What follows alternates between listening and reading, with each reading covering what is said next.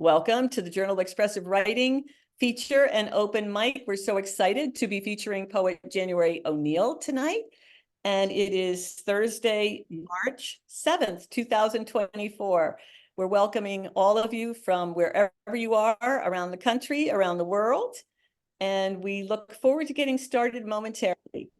I am going to just remind our readers in the open mic that the invitation is to read for 3 minutes or less. And most of you are really great about timing and being aware of your 3 minutes before you get here. So occasionally, if you're running over and going over that limit, because we usually have a really pretty full docket of readers, I'll have to cut you off. But I'm going to hope that you won't take it personally and that you will always come back. It's not personal. And just stay within your 3 minutes if you can. And again, I'll give you a little bit of breathing room and don't worry about it. And that is going to happen after we hear from January, her poems. So the open mic will follow that.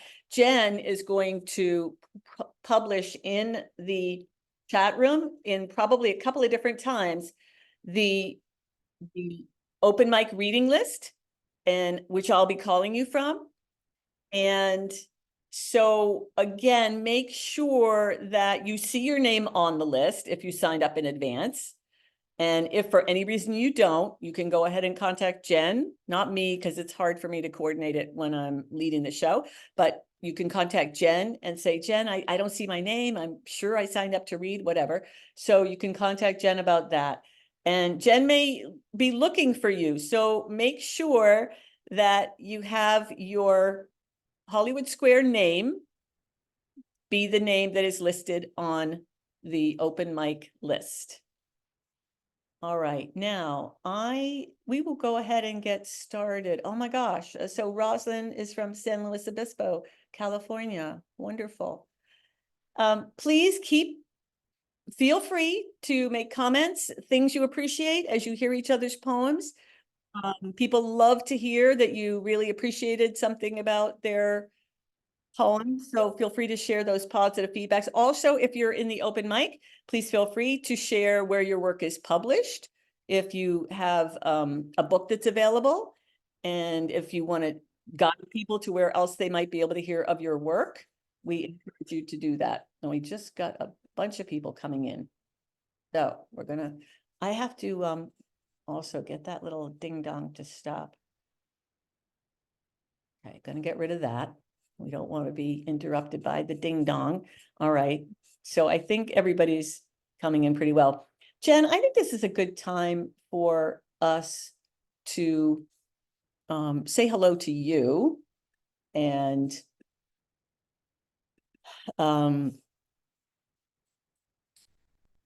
is the founder and editor of the Journal of Expressive Writing. We would not be here without her. And we very much appreciate that. And I'd love to have you say hello to everybody tonight, Jen. Hi, everybody. Kelly is so kind. We would not be here without Kelly. But I am so thrilled to see all of you here tonight, and equally thrilled to have January be our featured poet / writer tonight. And it's my favorite night of the month. I can't wait to hear the 15 readers that have signed up also read their work. So I just want to welcome everyone, and thank you so much for coming. Thanks, Jen. So I like to, again, I'm Kelly Dumar, and I'm just so happy to see you all, those who are familiar and those who are new. We're glad you're here. I like to open our evenings with a poem that I've come across that just sort of brings us into our gathering, our community of listening together tonight. And for tonight, I have chosen Meditations in an Emergency by Cameron Awkward Rich. I wake up and it breaks my heart.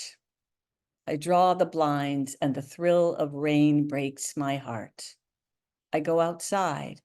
I ride the train, walk among the buildings, men in Monday suits. The flight of doves, the city of tents beneath the underpass, the huddled mass, old women hawking roses, and children, all of them break my heart. There's a dream I have in which I love the world. I run from end to end like fingers through her hair. There are no borders, only wind. Like you, I was born. Like you, I was raised in the institution of dreaming. Hand on my heart, hand on my stupid heart. Meditations in an Emergency by Cameron Awkward Witch. All righty, now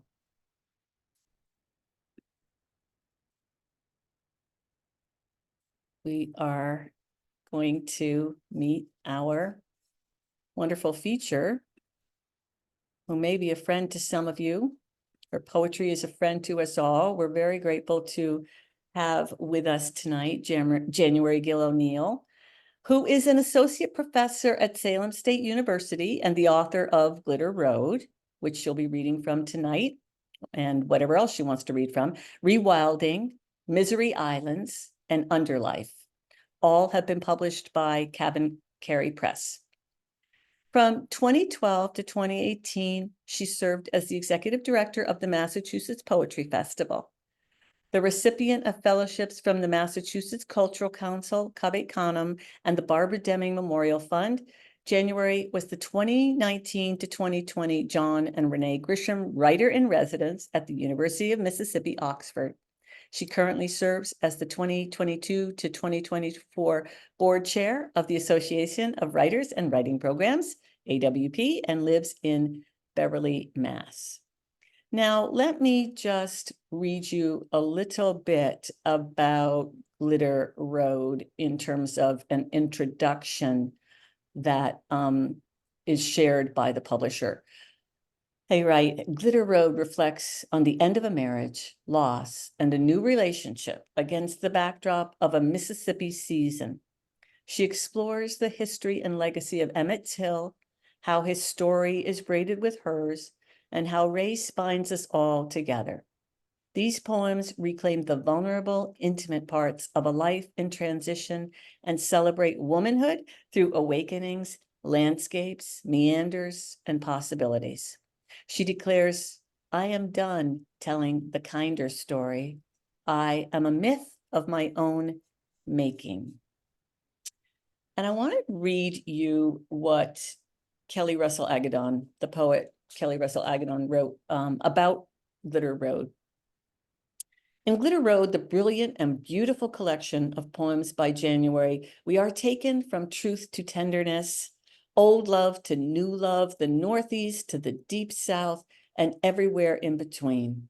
The engaging lyric forms move seamlessly from Tina Turner to the legacy of Emmett Till, to cartwheels, to a Hallmark card that hasn't been invented yet, and into John Grisham's bed. January writes, I'll take my miracles however they appear these days. And how can we not praise the wounded world with her? Whether writing about Blackness, body, family, nature or nurture, love or loss, these poems always keep a sense of hope and humor. Glitter Road sparkles and dazzles me, then rings out my heart in the very best way. And January writes, if at 4 a.m. you find yourself awake and alone, curled up in your half-empty bed under a flashlight's white light, reading a poem, regret nothing. I will tell you, you won't. These are the poems you need on your nightstand because this is a book you won't be able to put down. Rich with history and herstory, these stunning and striking poems are intimate, honest, and always engaging. I cannot recommend this collection enough. Glitter Road is January's most powerful book yet. Welcome and thank you for coming, January Gill O'Neill. Thank you. Thanks, Kelly. Thanks, Jen. I have to confess that my dog Mabel is sitting on my lap, and so this could go horribly wrong. Just we like dogs. We do till she hears something and starts barking. So we'll see what happens. Anyway, I'm so thrilled to be here. It's so nice to, I mean, the miracle of Zoom, right? I mean, it's nice that we can gather and share poems and fellowship and community. So this is Glitter Road, which doesn't quite shimmer in the light that I have at home, but maybe it does. And I'd love it. I love the cover of this book. So it was a labor of love putting this together. So thank you for allowing me to read it. It's been out a month, so very happy with it. So let's see. So in 2019, I was awarded a fellowship, the John and Renee Grisham Fellowship at the University of Mississippi, Oxford. And so I moved my two teenagers down, and we were there for an academic year.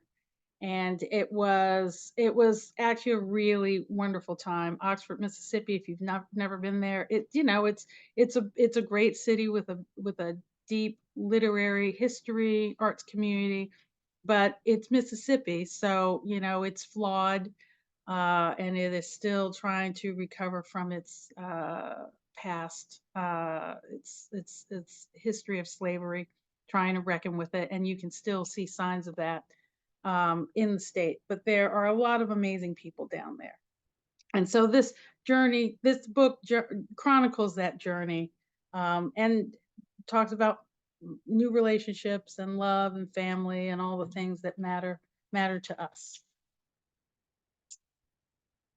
On the edge of a field in Sumner, Mississippi, I pick cotton with my bare hands in the town where Emmett Till's killers were acquitted in 1955, at the bottomlands fed by the swollen Tallahatchie. History of the last empire explained in its white, dreamy boils. Cash crop so valuable that plantation owners burned it by the bale to keep it out of Union hands. And I can't help but think about the Negro hands, cracked and worn, twisting the lock from the burr, stripping the stalk from top to bottom, the hard ground broken against weather and weevils, their lives tied to a parcel of land. Children younger than my own, working from can to can't see, under a blistering sun, hungry, half paid or nothing. The debts they would die with. Everything weighed down to the fiber, everything done by hand. I break off a branch to feel trauma in my hands, a reminder that I have risked so little to be here, not even the shirt off my back. So in 1955, Emmett Till was a 14-year-old boy who was sent down to Mississippi, for vacation by his mother. He lived in Chicago, so we went to Money, Mississippi, and stayed with relatives. And one day, he and his cousins went into a store and allegedly whistled at a white woman.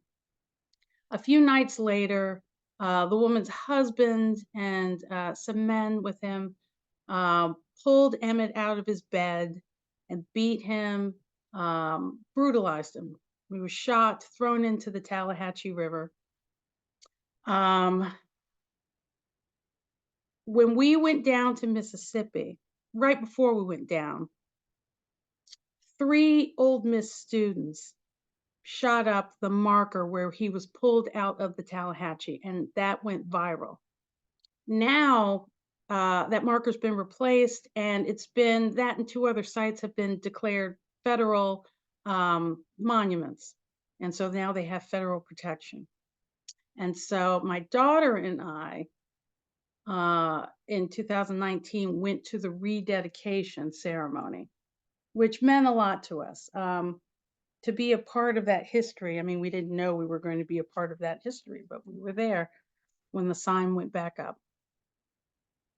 At the rededication of the Emmett Till Memorial, Glendora, Mississippi, October 19, 2019. He was 14, same age as my daughter who sits beside me on the crowded bus. We travel with police escort like a funeral procession to dedicate the new marker at Graball Landing. Along the dirt road, red spider lilies bloom around the gnarled roots of aged oaks. Life grows on among the silent brown branches. Delta dust settles to reveal cotton fields ready for harvest.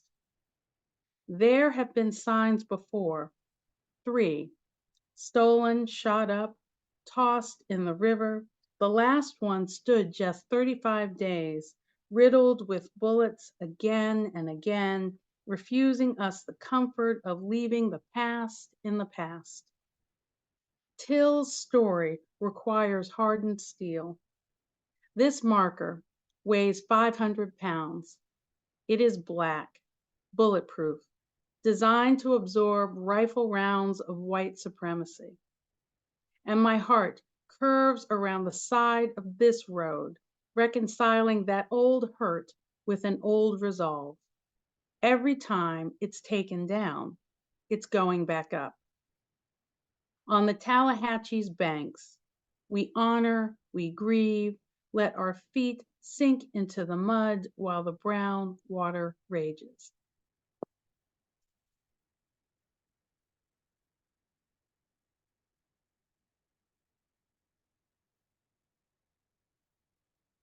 Postbellum.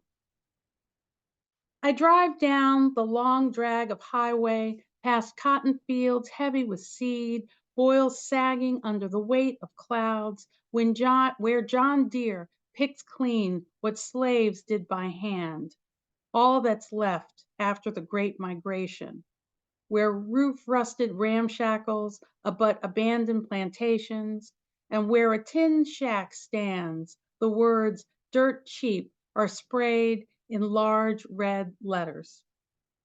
In these tumble-down counties of the small town South, I never drop my guard, a lesson learned growing up in Old South Virginia, something I knew before I was born. At Mississippi's crossroads, I've come to see what's left, what's remained unclaimed for decades. Cypress, palmetto, tupelo, river birch. To love the magnolia and lament the smell, this place is not finished with me. And so, because this book covers so much, I'm going to shift a little bit. And so, as Kelly had said in my intro, I have been divorced, and this book is a little bit about that, and then it's about moving forward and finding love again. So I thought I'd read a divorce poem on what would have been our 20th wedding anniversary. The sump pump breaks, and the arc of my fears floats to the top of my life. The basement, now soggy with cardboard boxes and busted electronics, headless Legos and foam bullets. Indoor puddles rise on the sloped floor. The green rug that mimicked loam is ruined. For days, the house smelled like failure. We overloved this house, but didn't understand limits or high water tables, faded salt marks rimming the room's stone walls. This house with a hole in the floor and a pump heart beating the water out. We were swamped, then and now. I find a dry picture and hold us at Jazz Fest, burnt by the sun. Soon the day is half gone. When the new machine kicks in, I listen to its small, reassuring thrum, absorbing the silence of the years, the love I could not save as the muck drains away. And so, I realized with this book and so many poems about Mississippi that I'm not really reading Massachusetts poems. So that's a Massachusetts poem. This is a Massachusetts poem. The Beyond Place. Eat for the hunger that comes, says our guide, as I try my first service berry, purplish globes, sweet with an almond finish. I am a first-time forager, marveling this marvel of a landscape made lush by the rush of the Hoosic's underground waters. The name, he tells us, was translated from Algonquin as the Beyond Place. Generous June. Every tree surrenders its green flags while we crouch ground low, spy the wide splays of leaves, their dark, papery undersides send messages from below. This plant is edible. This one will kill you. I climbed out of one world, tongue first, to taste another. City girl, chicken of the woods. Yet here the humid wind softens the cicada's strident song as we root and snip, bend stems back to the point of breaking to discover wild carrot, or is it hemlock? Stick with the berries, I tell myself. A rough twang, a touch of funk, trust the joy I know.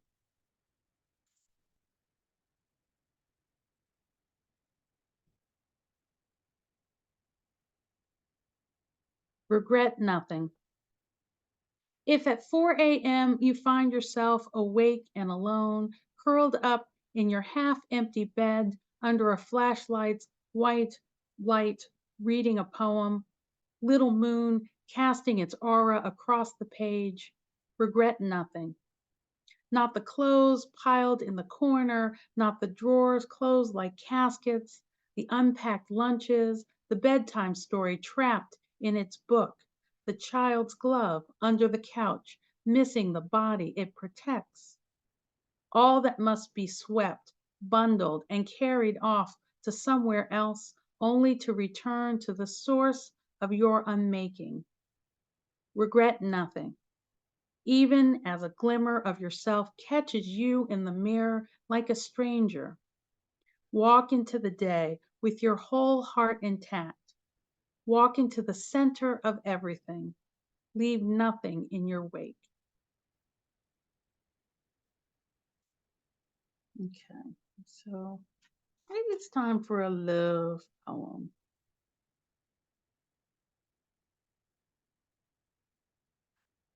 So one of the joys of going down to Mississippi is finding a boyfriend in Mississippi. So my boyfriend Cade lives in Oxford and works for the university, and we've been long distance since the pandemic, since I left in 2020. The Great Hello. A big ass moon rises full and wide in the western sky. The deep pond awakens with the tongues of bullfrogs. I'm barely over the threshold before our mouths lock and we slither onto the bed. We watch each other, watching each other with a silent urging, a kindness for the other in pursuit of pleasure. I fling my head back as he grabs my hips, pulls me close, begin to feel myself levitate, hovering above the bed as the shadow of someone I don't recognize but have known all her life. I am an over-easy egg, trying not to break her yoke, but I do. The joy of leaving the body tender and shimmering. A moment of gratitude for every daunting thing that has brought me to this place where I am my most fearless, my most true. I wick the sweat from his head, slide my hand across his glistening skin before crawling back into myself, sprawled across the sheets, streaked in moonlight.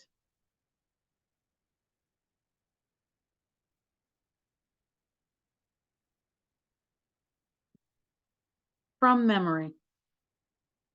I miss the way you text me at 4 a.m. You up? And read me a poem. Usually a Jack Gilbert, but sometimes one of mine, as if you were holding a mirror up to my life with the best lighting. I know a woman who makes heaven out of her body. And I'd almost believe those words were yours.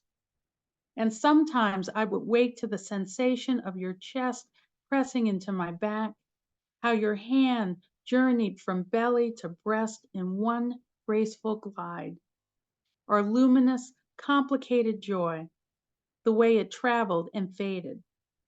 Sometimes there is only dark and the familiar place of my body. There were nights so simple, it was as if the stars came down to sit with us, not saying a word. Whatever is sealed between us, memory holds it in place. When I can't sleep, I exhaust myself by looking into the blue night. That star I'm seeing is the light that left a long time ago. And I will close with this poem. Thank you again for having me. I look forward to the open mic. Abad. My morning walk takes me down the long path that leads to the gate. Mabel trots ahead of me through the mowed lawn, wet with dew. She looks for rabbits in the hedges, an unsuspecting robin. The moon visible in the western horizon, while the sun makes its slow, hot climb in the opposite sky. For now, the air is cool and sweet. Where the road bends, I stop before the magnolia, where a single bud is in bloom, creamy white, mouth wide as a chalice. I've stopped asking what brought me here, stopped asking for directions. I am not lost. I move toward the almost words of a frog speaks at the pond's edge before it leaps. I stand one-legged on a gnarled root rising above the stiff surface, half covered in pollen and algae. Don't say I am untouched or unremarkable. No one has been where I am going. I fly with the blue heron who takes off as soon as she's been discovered. Thank you. Wonderful. Thanks. As I was reading that last poem, I forgot that Mabel, my dog, was sitting in my lap. So, Oh, there she is. oh. She's bored. She's bored. How could she be bored? She's the star of the last poem. Oh, She's one of the please. stars of the last poem. She's got the She's same behaving expression. so well. She carries the same expression my kids do when I read poems about them. So anyway, thank you. Okay, we have one or two questions that look like they're in the chat room, and then I have some as well. Did the moon really rise in the western sky? Vicky says. I think so. I think so. And I think I'm not sure exactly what her question means, but you can clarify any part of that, Vicky, if you want to. Casey's asking, you write eloquently to place and so viscerally too. Where do you start when you write? That is, do you start with the place, the body, a feeling, or where? It really depends. It all, sometimes, most of the time I write for quantity rather than quality. And so You're gonna have to explain that. Yeah, sure. I write, I'll do Jen Martelli's on here. We tend to do these challenges, writing challenges. We may have one coming up in April, hint, hint. But we'll write, a poem a day. And so when you're in the middle of that, you'll write about anything. So, Okay. So that's what I tend to do. So I don't know. I always start at the beginning, meaning I always have a title, even if I don't keep it. Oh. And then I work my way through it. And so, but I'm conscious of putting imagery and getting in as many of the senses. Generally my poems start, and I try to orient the reader. So, I might have a mention of the season, or I might have, a location or something. And then I'll go into whatever I want to talk about, and then, try to work my way out of it, I guess. You have the title before you've written the poem? Yeah. 9 times out of 10, or I'll get halfway through and I said, well, this feels like, grapes. So I'll call it grapes, it might not stay grapes, but it might, what I teach my students is that the title is the unofficial first line of a poem, so it's kind of important to either have the title or the first line worked out. So that's how that's what's worked for me. So.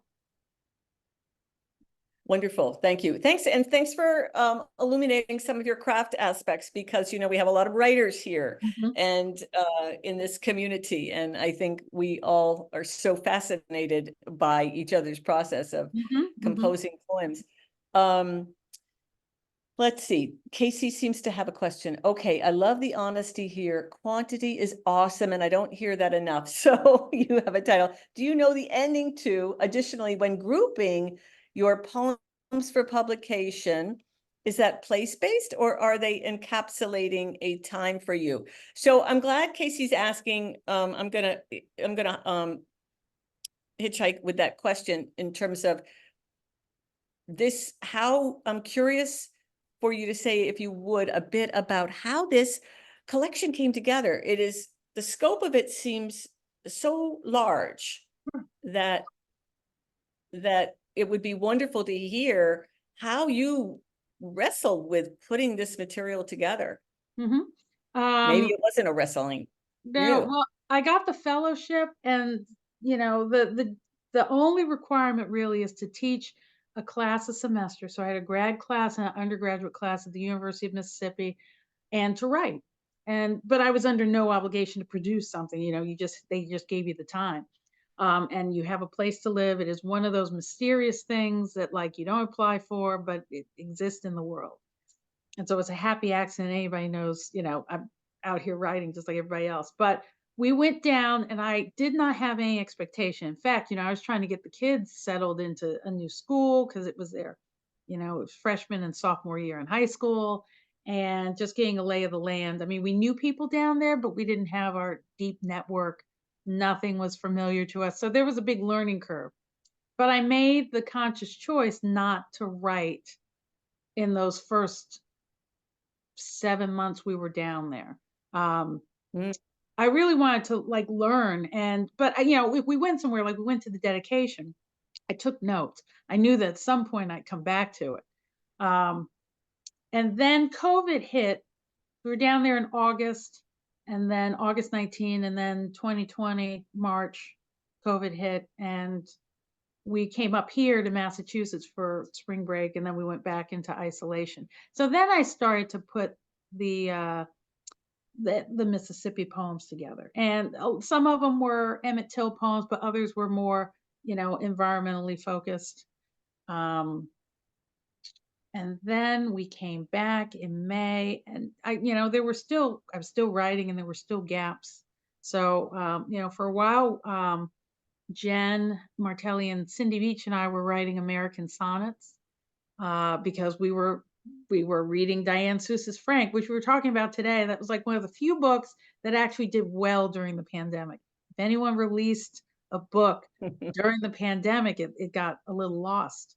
But that one did Yeah. well. We were reading that. We were reading Karen Hayes's American Sonnets for My Past and Future Assassins and seeing what we could do. So we did a month of American Sonnets, and quite a few of those ended up in the book. They may not have ended up in like, a block or a box, but, if I stretch them out a little bit, and their shape changes, but that was the genesis for quite a few poems.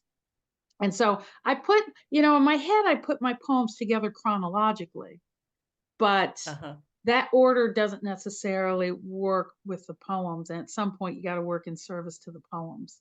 So things shifted, and then trying to make sense of Massachusetts and Mississippi, Emmett Till and love, family and divorce. So that was a big puzzle that really didn't get worked out until, I turned it over to the editor, Baron Wormser, and he worked his magic. So. Well, the combined ideas are so hopeful that you're presenting, this idea of the rededication in the face of the Mhm. assault Mhm. and the finding new love Mhm. in the face of that, of divorce. Mhm. It seems like there's, as I think one of the readers noted, a lot of honesty, authenticity, laying yourself bare in Mhm. this. Mhm. What is that like for you? I mean, you're doing it, you've done it, but I mean, I guess I'm asking, Jan, is this a process for you of tiptoeing, or are you just all committed? I'm gonna do this, and I'm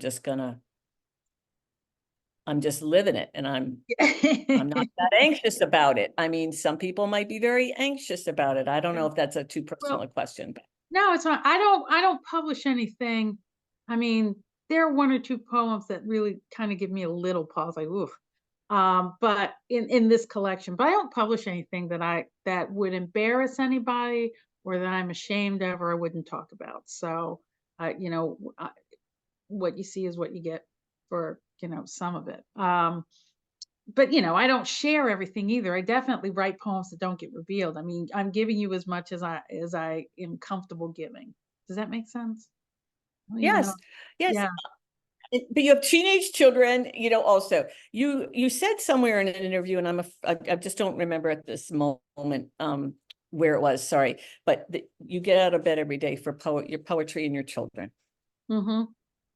Yeah. Even though my children have moved on. Yeah, they're both in college right now. But poetry and my family have been my center. So that makes all my other decisions easy. And I'm lucky in that I discovered that early. So it made whatever work I wanted to do, easy. So I didn't take jobs. I didn't have to take jobs that didn't make sense. So I feel very lucky and a bit privileged about that. But it made becoming a teacher easy. And I didn't set out to, be a college professor. I was a editor in a college marketing department for a long time, and I worked in publishing and journalism before that. So, but being surrounded by Yeah, words, that kind of makes it easy. And then you figure out, well, where do you want to spend your time? So if I'm going to be away from my family, sure, then can I help out with the Mass Poetry Festival? Because I started out as a volunteer. yes. Tell us a little, if you wouldn't mind, Jan, because the Mass Poetry Festival is such a a pivotal, heart-centered place and Mhm. poetry-centered place in Massachusetts. Mhm. Tell a little bit about how you got involved with mass poetry and how you grew it, because you were really essential in growing it. Sure. It started in 2008, and Michael and Sarah, co-founder with Nico Melli, and they had it going in Lowell. And they were pretty smart about it. I mean, they asked groups to come in and run certain programs. So I remember Kaveh Khanum was one of the early folks involved. And so they had funding and help, in-kind help from the city of Lowell for 2 years. And then in 2010, it sort of went up for grabs.